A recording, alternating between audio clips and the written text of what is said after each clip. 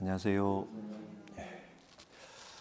오늘도 좋은 하루 되시기를 바랍니다. 우리 같이 사도신교로 신앙을 고백하시고 하나님 앞에 예배하겠습니다. 나는 전능하신 아버지 하나님, 천지의 창조주를 믿습니다. 나는 그의 유일하신 아들 우리 주 예수 그리스도를 믿습니다. 그는 성령으로 잉태되어 동정녀 마리아에게서 나시고 본디오 빌라도에게 고난을 받아 십자가에 못 박혀 죽으시고 장사된 지 사흘 만에 죽은 자 가운데서 다시 살아나셨으며 하늘에 오르시어 전능하신 아버지 하나님 우편에 앉아 계시다가 거기로부터 살아있는 자와 죽은 자를 심판하러 오십니다. 나는 성령을 믿으며 거룩한 공교회와 성도의 교제와 죄를 용서받는 것과 몸의 부활과 영생을 믿습니다. 아멘. 찬송가 293장입니다. 293장 주의 사랑 비칠 때에 우리 1절과 2절 같이 부르고 기도하겠습니다.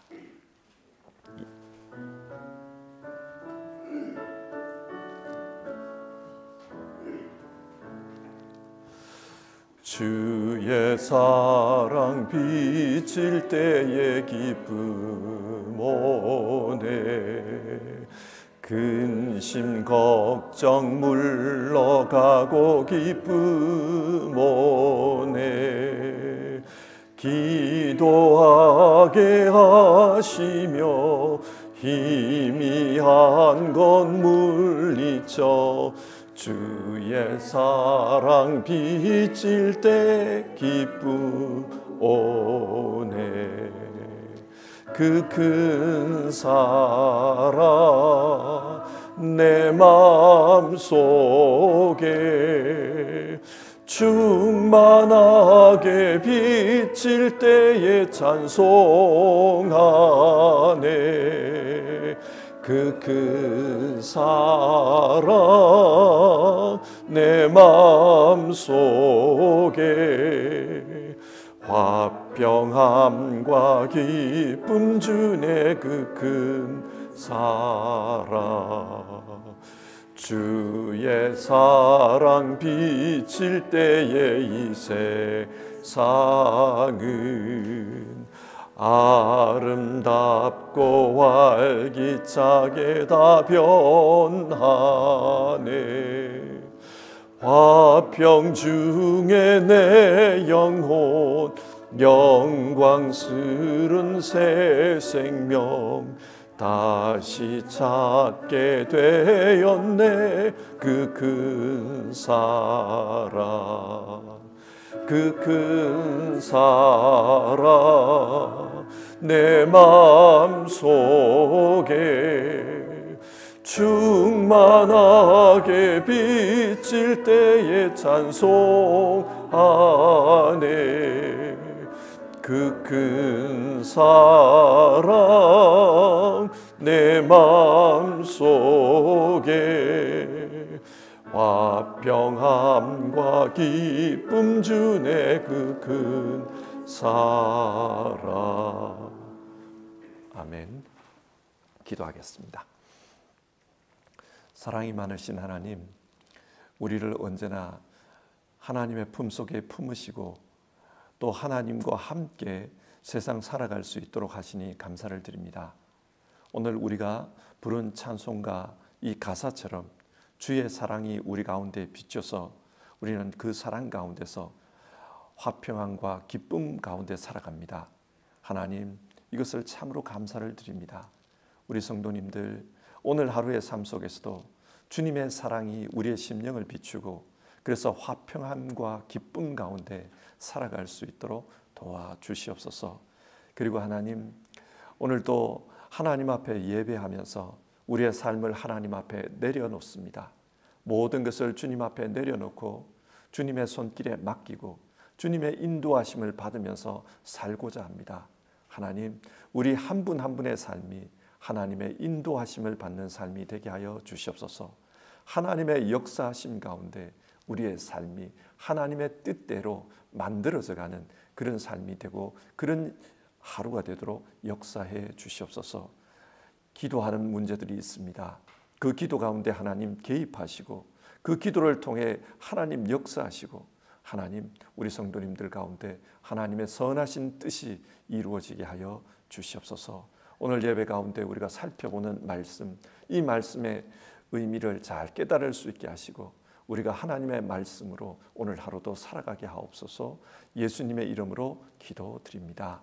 아멘.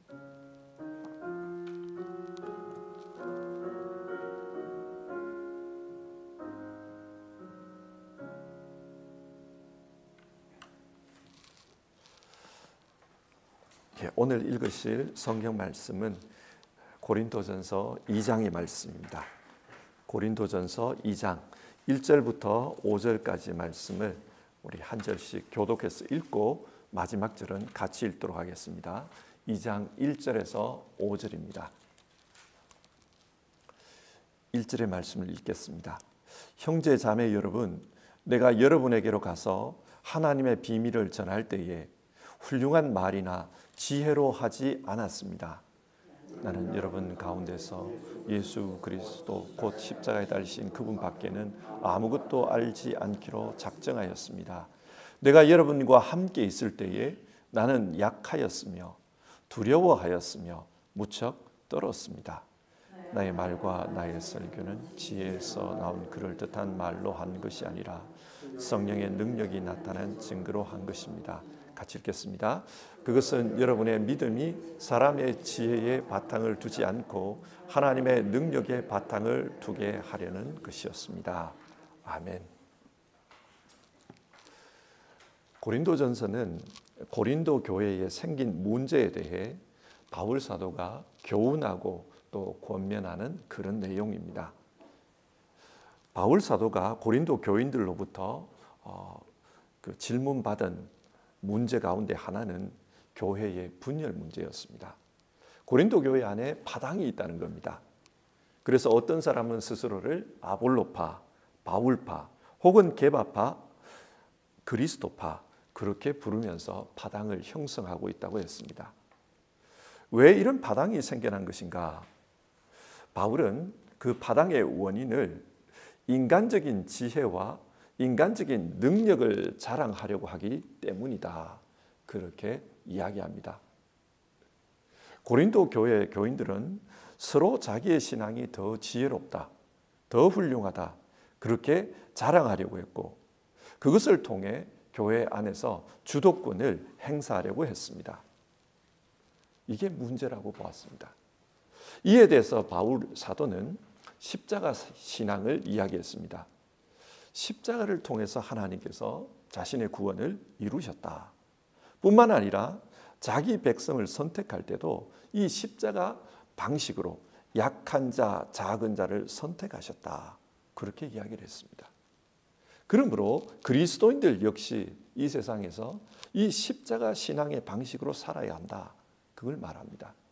그런데 현실은 그렇지 못했다는 겁니다. 세상적인 지혜와 세상적인 능력을 자랑하면서 서로 내가 잘난 사람입니다. 그렇게 자랑했다는 겁니다. 그러다 보니 교회 안에 분열이 생겼습니다.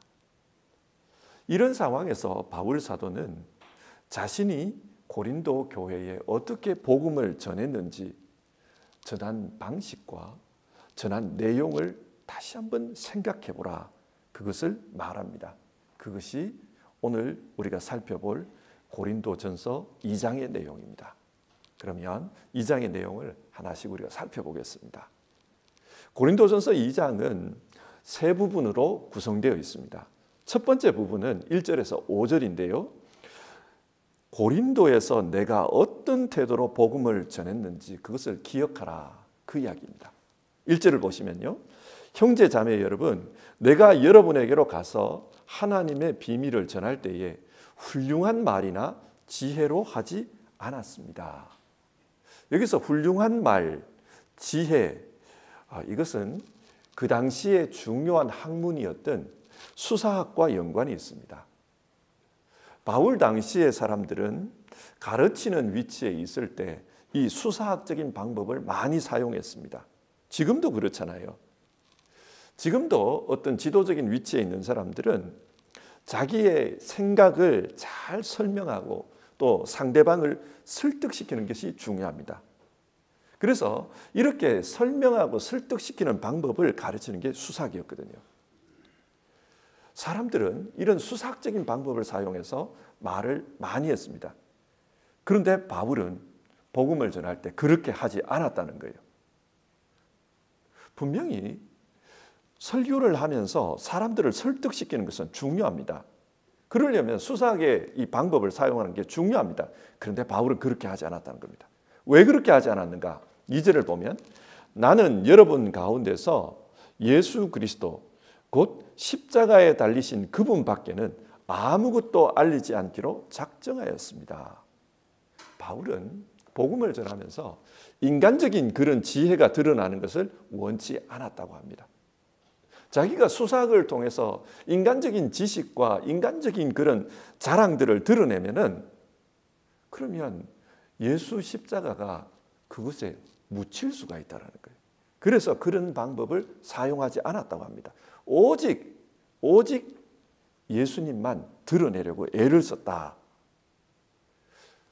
어쩌면은 바울이 이렇게 설교하면서 다녔으면은 인기가 없었을 거예요. 고린도후서 10장 10절을 보면 이런 말이 나옵니다. 바울의 편지는 무게가 있고 힘이 있지만 직접 대할 때는 그는 약하고 말주변도 변변하지 못하다.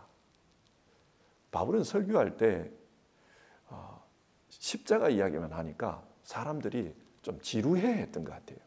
그래서 말주변이 없다. 그런 이야기를 했다는 겁니다.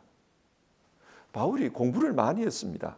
그래서 글 쓸 때에는 자기의 온갖 지식들을 동원해 가지고 글을 쓰는 경향이 있어요. 그런데 설교할 때는 그렇게 안 했다는 겁니다. 그러다 보니 사람들이 무시합니다. 저 사람 변변찮은 사람이다. 그런데 왜 이렇게 했을까? 자신이 주목받는 것보다는 그저 메시지를 잘 드러내기 위해서 그랬다고 합니다. 오늘날에 보면은 메신저와 메시지 이야기를 해요. 메신저는 메시지를 전달하는 사람이죠. 그리고 메시지는 그 메신저가 전달하는 내용입니다. 그런데 오늘날에 보면은 사람들이 메시지보다 메신저에 주목합니다. 똑같은 말을 해도 그 말 누가 했냐?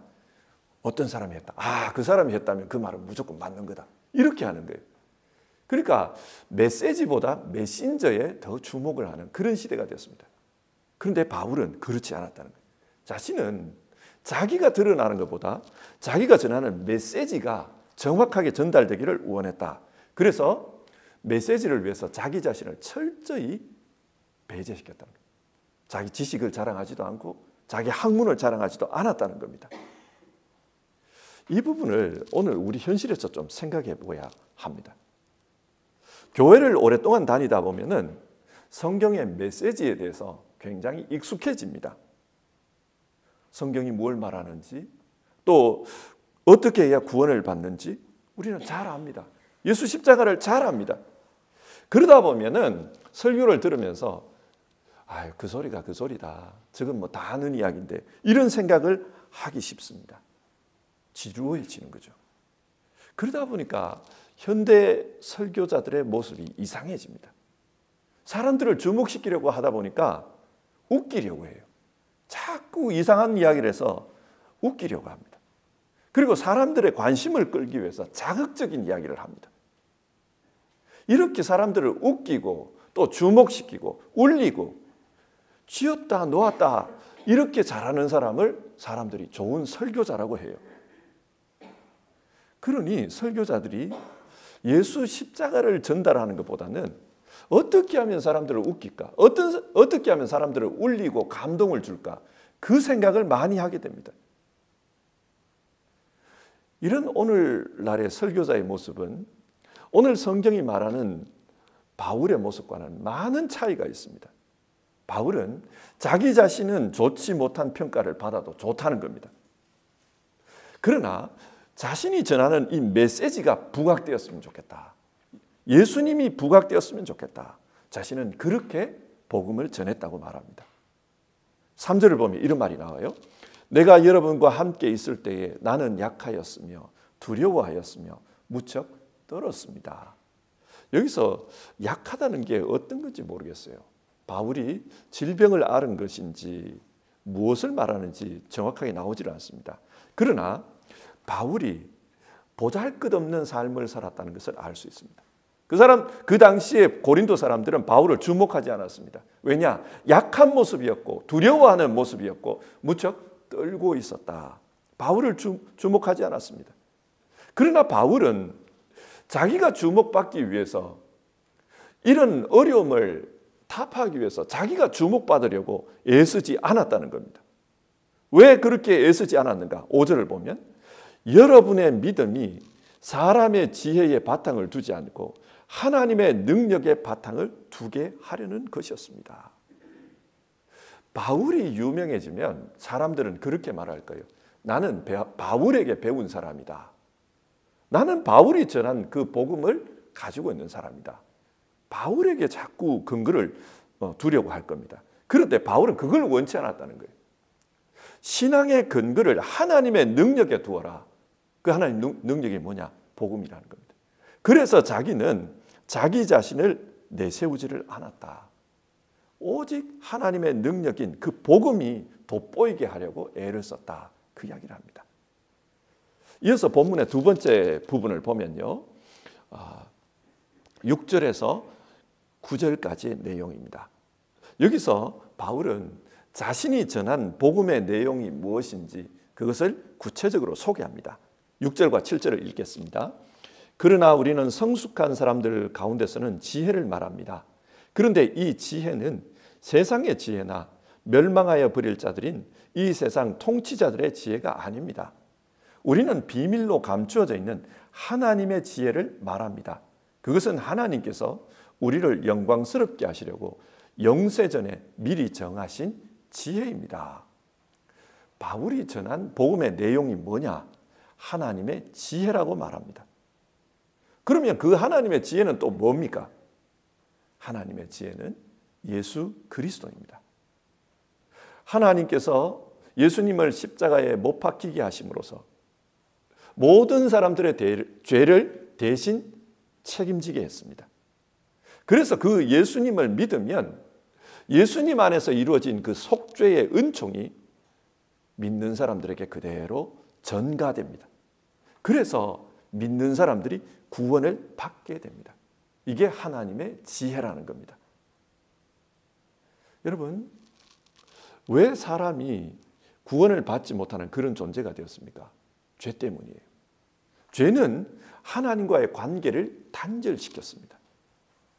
하나님은 생명의 창조자입니다. 그런데 그 하나님과 단절이 되어버리니까 생명이 끊어진 거예요. 죽음이 지배하는 존재가 된 겁니다. 이게 인간입니다. 인간이 이런 죽음으로부터 구원받기 위해서는 다시금 하나님이 필요합니다. 그리고 그 하나님과 다시금 하나가 되어야 합니다. 하나님과 하나가 되기 위해서는 하나님이 이 땅에 오시는 수밖에 없었습니다. 하나님께서 자신의 아들 육신을 입고 이 땅에 오게 하셨습니다. 그래서 우리는 그분을 통해 구원을 받게 되는 겁니다. 이 죄 문제가 어떻게 극복되는가? 하나님께서 만들어 놓으신 이 창조 세계를 잘 보십시오. 우리가 살기 위해서는 무엇인가를 반드시 먹어야만 합니다. 외부로부터 에너지가 들어와야만 합니다. 사람만 그런 게 아니에요. 짐승들도 보면 무언가를 먹지 않으면 죽습니다. 그런데 무엇인가를 먹는다는 것이 무엇을 의미합니까? 한국 사람들은 밥을 먹습니다. 그 밥은 쌀로 만드는 거죠. 그 쌀이라는 식물의 생명이 우리 안에 들어옴으로써 우리의 생명이 유지되는 겁니다. 하나님의 이 창조 질서는 생명을 위해서는 또 다른 생명의 희생이 필요하다. 그렇게 창조되어 있습니다. 그래서 궁극적으로는 하나님께서 하나님 자신의 생명을 희생하심으로써 우리를 살게 하도록 이 세상을 만들어 놓은 겁니다. 그런데 하나님과의 관계가 단절되어 버렸어요. 그러니까 사람은 죽을 수밖에 없는 겁니다. 그런데 하나님께서 자기의 아들을 우리와 똑같은 인간으로 보내셔서 희생시킴으로 말미암아 우리가 다시 생명을 얻을 수 있도록 해주셨다. 그것이 하나님의 지혜입니다. 하나님은 자신의 독생자를 보내주시는 그런 방법, 예수 십자가라는 그런 방법으로 우리의 죄 문제를 해결해 주셨습니다. 이것이 예수 그리스도를 통해 나타난 하나님의 지혜입니다. 그런데 사람들은 어리석기 때문에 이런 하나님의 지혜를 깨닫지 못했습니다. 그래서 8절을 보면 인간들은 예수님을 십자가에 못 박아 죽이고 말았다, 그렇게 기록하고 있습니다. 본문의 세 번째 단락으로 가보겠습니다. 10절에서 16절인데요. 그러면 이 복음이 예수님을 통해서 우리를 구원하신 그 하나님의 지혜에 대한 기록, 그 복음이 어떻게 우리에게 알려지게 되었는가, 그것을 말하고 있습니다. 하나님의 지혜가 어떻게 우리에게 알려지게 되었습니까? 사람은 자기 지혜로는 하나님의 지혜를 깨닫지 못한다고 했습니다. 그런데 어떻게 알려지게 되었는가? 10절을 보시면 하나님께서는 성령을 통하여 이런 일들을 우리에게 계시해 주셨습니다. 우리가 깨닫지 못하니까 하나님께서 자신의 영인 성령을 우리에게 보내주셨다는 것, 그리고 그 성령을 통해서 깨닫게 해주셨다. 고린도전서 2장을 읽다 보면 하나님의 지혜, 하나님의 비밀, 복음, 이런 말들이 나옵니다. 사람이 하나님의 지혜를 어떻게 알게 되었는가? 이사야서 55장에 이런 말씀이 나와요. 나의 생각은 너희의 생각과 다르며 너희의 길은 나의 길과 다르다. 그리고 하늘이 땅보다 높듯이 나의 길은 너희의 길보다 높으며 나의 생각은 너희의 생각보다 높다. 따라서 인간은 하나님의 생각을 알 길이 없습니다. 하나님의 지혜를 알 수 없습니다. 그런데 어떻게 바울은 그 하나님의 지혜를 알게 되었는가? 11절에 보면은 사람 속에 있는 그 사람의 영이 아니고서야 누가 그 사람의 생각을 알 수 있겠습니까? 이와 같이 하나님의 영이 아니고서는 아무도 하나님의 생각을 깨닫지 못합니다. 하나님께서 자신의 영을 우리 안에 보내심으로, 자신의 영을 우리에게 나누어 주심으로, 그래서 우리가 이 하나님의 지혜를 알게 되었다는 것입니다. 성령을 통해 계시해 주셨습니다. 우리가 예수님을 구주로 영접할 수 있었던 것은 성령께서 우리에게 찾아오셔서 우리로 하여금 설득되도록 해주셨기 때문입니다. 성령님께서 우리에게 오셔서 우리의 생각을 설득해 주시고 또 우리를 감동시켜 주셨기 때문에, 그래서 우리는 하나님의 지혜, 하나님의 비밀, 복음을 받아들이게 된 겁니다. 하지만 성령을 받지 못한 사람들은 이 하나님의 지혜를 받아들이지 못합니다. 그래서 14절을 보면요, 자연에 속한 사람은 하나님의 영에 속한 일들을 받아들이지 아니합니다. 그런 사람에게는 이런 일들이 어리석은 일이며 그는 이런 일들을 이해할 수 없습니다. 하나님의 영이 없으면은 하나님의 이 비밀을 어리석다고 생각한다는 거예요. 그래서 도무지 받아들이지 않습니다. 여러분, 우리가 복음을 전하는 데 있어서 그 사람을 설득시키는 게 중요해요. 어떤 논리를 가지고 설득시키는 게 중요합니다. 그러나 아무리 설득해도 하나님의 영이 그에게 임하지 않으면, 그러면은 안 된다는 거예요. 하나님의 그 영이 없으면 하나님의 지혜를 그 사람이 이해할 수가 없어서 설득되지 않는다는 겁니다. 따라서 복음을 전하려고 할 때 제일 중요한 것은 하나님의 영을 저 사람에게도 보내어 주십시오. 성령님이 저분에게도 임하게 해 주십시오. 성령이 아니고서는 하나님의 지혜를 깨달을 수가 없습니다. 우리가 그렇게 기도하는 게 필요합니다. 실제로 이성이 발달한 이 서구 유럽을 보십시오. 굉장히 사회 문명을 많이 발달시켰습니다.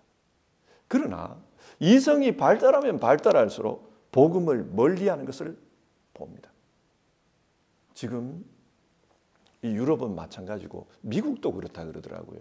미국도 지금 그 세속화, 그러니까 교회를 버리고 세상을 따라가는 이 속도가 굉장히 빠르대요.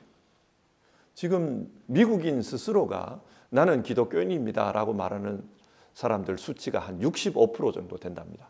그러나 실제로 교회 다니는 사람들은 별로 아주 급격하게 줄어들고 있다 그러더라고요. 그래서 미국에도 그때서 보면 예배당인데 들어가 보면은 그 이슬람 사람들이 예배를 드리고 있고 그런 현상이 지금 벌어지고 있다는 겁니다. 사람의 이성으로는 하나님의 이 비밀을 깨닫기가 어렵습니다. 중요한 것은 성령께서 설득해 주시고 이해시켜 주시는 것이 필요합니다. 자, 오늘 내용을 한번 정리를 해봅시다. 바울은 고린도 교인들에게 당신들이 어떻게 복음을 믿게 됐는지 그것을 한번 생각해 보십시오. 그 이야기를 하고 있습니다. 고린도 교인들이 복음을 믿을 수 있었던 것은 성령님의 역사가 있었기 때문입니다. 성령이 아니었다면 고린도 교인들은 하나님의 이 지혜를 알 수도 없었고 또 그 지혜에 설득되지도 않았을 것입니다. 그런데 그렇게 성령의 역사로 신앙을 시작해 놓고 왜 이제 와서 인간의 지혜, 인간의 능력을 자랑하느냐? 바울은 이 말을 하고 있는 겁니다. 성령으로 시작했다가 왜 육신으로 끝내려고 하느냐? 이걸 지금 꾸짖고 있는 거예요. 이 말씀을 오늘 우리에게 한번 적용해 봅시다. 우리는 어떻게 그리스도인이 되었습니까? 우리 역시 성령님의 역사하신 가운데 복음을 받아들이게 되었고 이 복음에 설득된 사람들입니다. 그런데 그 성령의 역사보다 인간의 지혜, 인간의 능력을 더 신뢰하고 그것을 자랑하는 그런 삶을 살면 어떻게 되겠느냐 이걸 말합니다. 실제로 그렇죠. 예수 믿고 하나님 주시는 복을 누립니다. 그래서 하나님 복을 누리면은 자녀들에게 좋은 학교를 보내고 또 그 자녀들이 세상에서 성공하기를 바랍니다. 그런데 그 가운데 우리가 놓쳐버리는 게 뭐냐면은 이 하나님의 역사가 그 자녀들에게 나타나는 것, 그걸 위해서는 기도를 하지 않고 어떻게 해서든지 좋은 학교 들어가게 해주십시오. 좋은 공부를 해서 좋은 직장 가게 해주십시오. 거기에 얽매여 버린다는 사실입니다. 그래서 정작 하나님의 영으로 시작했다가 마치는 것은 세상으로 끝내려고 하는 그런 신앙생활을 사람들이 하고 있다는 사실입니다. 그래서 오늘 하루 우리가 이 성경을 읽으면서 우리의 삶을 같이 한번 돌아봤으면 좋겠습니다. 우리는 성령으로 시작했다가 육신으로 끝내려고 하고 있지는 않나. 우리 그것을 돌아봤으면 좋겠고 정말 제일 먼저 간구할 것은 하나님의 영이 임하셔서 다스려 주십시오. 우리가 그것을 간구했으면 좋겠습니다.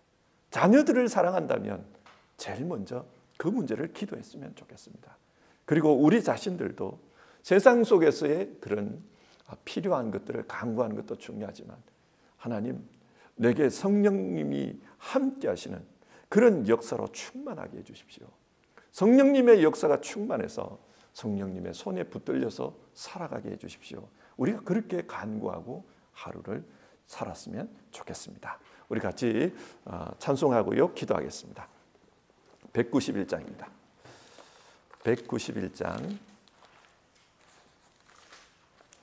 내가 매일 기쁘게 우리 1절과 4절을 부르고요 기도하겠습니다. 191장 1절과 4절입니다.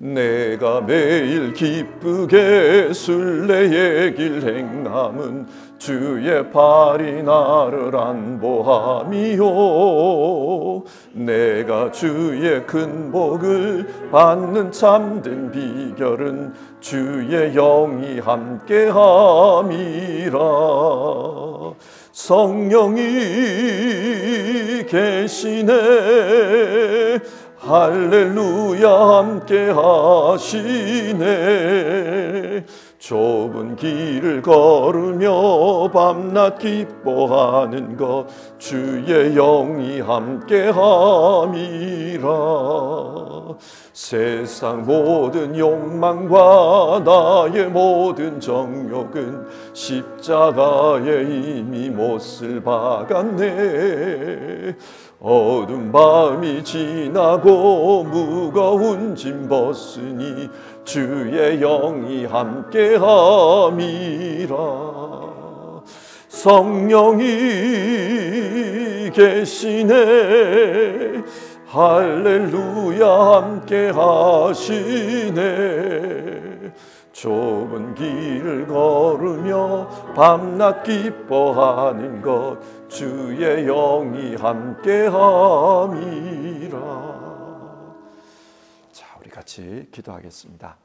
오늘은 우리 자신과 또 우리 자녀들을 위해서 같이 기도하는 그런 시간 가졌으면 합니다. 많은 분들이 자녀들을 사랑하기 때문에 자녀들을 위해서 기도하잖아요. 근데 그 기도의 제목이 무엇이 제일 먼저냐, 우리 그것을 따져보고 오늘은 성령 충만한 사람 되게 해주십시오. 그 기도 제목으로 기도했으면 좋겠습니다. 세상에서 살아가는 필요한 능력들, 지혜를 가지는 것도 필요합니다. 그러나 그거보다 더 중요한 게 성령 하나님이 그 사람을 주장하는 게 중요합니다. 그래서 하나님, 내가 성령 하나님의 인도하심을 받는 성령 충만한 사람이 되게 해주십시오. 그것 가지고 먼저 기도했으면 좋겠고 여러분의 자녀들을 위해서도 그렇게 기도했으면 좋겠습니다.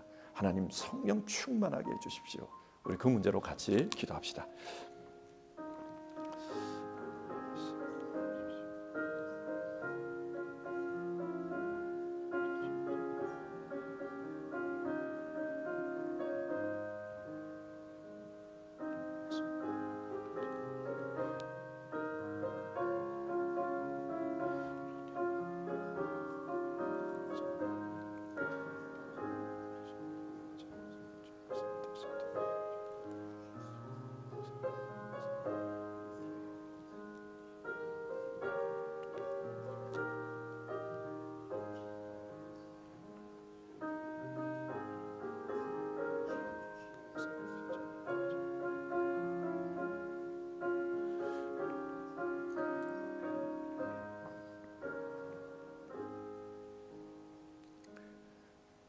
하나님, 오늘 고린도전서를 통해서 바울 사도가 어떻게 복음을 전했고 또 어떻게 믿고 살아야 되는지를 말하는 것을 우리가 살펴보았습니다.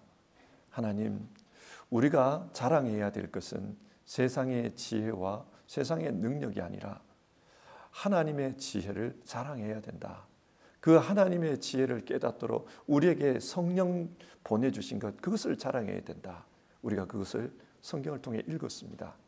하나님, 우리 자신들을 돌아봅니다. 우리가 성령 충만하게 사는 것, 그것을 위해 기도하기보다는 세상에서 좀 더 부유하게 사는 것, 세상에서 좀 더 성공한 사람으로 사는 것, 그런 것에 집착하며 그것을 가지고 기도할 때가 있었습니다. 그러나 하나님, 이제는 우리가 오늘 성경을 읽고 제일 먼저 구해야 될 것은 성령 충만한 사람, 성령 충만한 삶을 살게 해주십시오. 그것을 기도하기를 바라오니 주님 도와주시옵소서. 진짜 우리 자신들이 성령 충만하게 살게 하옵소서. 그리고 우리의 자녀들이 정말 성령 충만한 사람이 되게 하여 주시옵소서. 다른 무엇보다 그것에 있어서, 신앙에 있어서 부요한 자 되게 하여 주시옵소서. 하나님, 그래서 하나님께 대해 부요하기 때문에 이 세상 살아가는 동안에 하나님의 도우심과 하나님의 인도하심을 받는 우리 모두 되게 하여 주시옵소서. 하나님, 간청드립니다. 우리 성도님들 중에는 현실적인 문제들이 있기 때문에 그 현실적인 문제를 가지고 기도할 수밖에 없습니다. 육신의 건강, 또 세상에서 살아가는 데 필요한 것들, 그리고 자녀들의 문제에 있어서도 세상적인 필요한 것들, 그걸 위해 기도할 수밖에 없습니다. 주님, 간구드립니다. 먼저 그 나라와 그 의를 구하게 하여 주시옵소서. 성령으로 충만하게 하여 주시옵소서. 그것이 우리 제1의 기도 제목이 될 수 있도록 도와주시옵소서. 오늘 하루도 주님 앞에 기도하면서 하루를 시작하는 모든 성도님들의 삶, 정말 하나님이 기뻐하시는 그런 삶, 성령으로 충만한 삶이 되게 하여 주시옵소서. 예수님의 이름으로 기도드립니다. 아멘. 주기도문 하겠습니다. 하늘에 계신 우리 아버지, 아버지의 이름을 거룩하게 하시며 아버지의 나라가 오게 하시며 아버지의 뜻이 하늘에서와 같이 땅에서도 이루어지게 하소서. 오늘 우리에게 일용할 양식을 주시고 우리가 우리에게 잘못한 사람을 용서하여 준 것 같이 우리 죄를 용서하여 주시고 우리를 시험에 빠지지 않게 하시고 악에서 구하소서. 나라와 권능과 영광이 영원히 아버지의 것입니다. 아멘.